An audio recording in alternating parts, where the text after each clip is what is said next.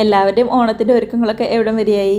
എവിടെയാണെന്നുണ്ടെങ്കിൽ നല്ല മഴയാട്ടോ. ഉച്ച വരെ നല്ല വെയിലും ഉച്ച കഴിഞ്ഞിട്ട് തകർത്ത് മഴയായിരുന്നു കേട്ടോ. നാട്ടിലേക്ക് വിളിച്ചപ്പോൾ അവിടെയും പറയണ്ടായിരുന്നു അവിടെയും നല്ല മഴ തന്നെയാണെന്ന്. രാവിലെ വലിയ മഴയൊന്നും ഇല്ലാതിരുന്നുകൊണ്ട് ഞാൻ മന്നേനെ നേരെ നഴ്സറിയിലേക്ക് വിട്ട് കടയിൽ പോയി കുറച്ച് സാധനങ്ങളൊക്കെ മേടിച്ചു കൊണ്ടുവന്നിട്ടുണ്ടായിരുന്നു. നമ്മുടെ നേന്ത്രപ്പഴവും പൈനാപ്പിളും അതേപോലെ തന്നെ പായസത്തിൻ്റെ മിക്സൊക്കെ വന്നിട്ടുണ്ടായിരുന്നു. അതൊക്കെ ഞാൻ മേടിച്ചുകൊണ്ട് വന്നു. സാധനങ്ങളൊക്കെ മേടിച്ച് വീട്ടിൽ വന്ന് കുറച്ച് നേരം കഴിഞ്ഞപ്പോഴേക്കും നല്ല ഇരുട്ടടച്ച മഴ അങ്ങോട്ട് വന്നു തുടങ്ങിയിട്ടുണ്ടായിരുന്നേ. ഈ ഒരു പൈനാപ്പിൾ കേട്ടോ ഞാൻ മേടിച്ചത്. അത്യാവശ്യം നല്ല വലിപ്പമുള്ള പൈനാപ്പിളാണ്. പക്ഷെ നന്നായിട്ട് അങ്ങോട്ട് പഴുത്തിട്ടില്ല. ഈ ഒരു പരുവത്തിലാട്ടോ ഇരിക്കുന്നത്. ചെറിയൊരു പച്ചപ്പുണ്ട്. 1-2 ദിവസം കൂടി ഇരുന്ന് കഴിയുമ്പോഴേക്കും നന്നായിട്ട് തന്നെ പഴുക്കുകയായിരിക്കും. എന്താണെങ്കിലും വലിയ പൈനാപ്പിൾ തന്നെയാട്ടോ എനിക്ക് കിട്ടിയത്.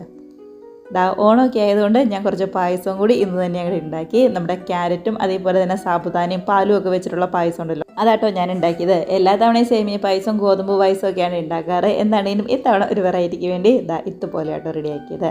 വലിയ പാടൊന്നുമില്ലാതെ എളുപ്പത്തിൽ തന്നെ ഉണ്ടാക്കാവുന്നതേ ഉള്ളൂ. ഒന്ന് തണുത്ത് കഴിയുമ്പോഴാണ് കുറച്ചും കൂടി ഒന്ന് സെറ്റായിട്ട് എല്ലാം കൂടി ഒന്ന് യോജിച്ച് അടിപൊളിയായിട്ട് വരുന്നത്.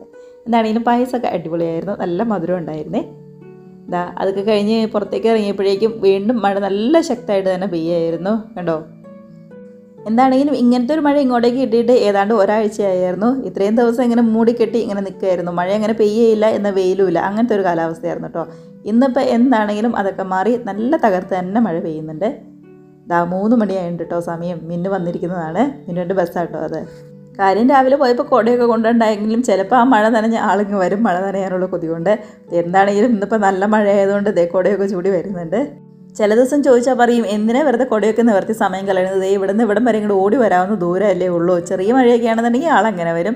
ഇന്നിപ്പോൾ ഒട്ടും സഹിക്കാൻ പറ്റാത്ത നല്ല മഴയായതുകൊണ്ടാണ് ബാഗ് കെട്ടിപ്പിടിച്ചുകൊണ്ട് കുടയൊക്കെ ചൂടി വന്നത്.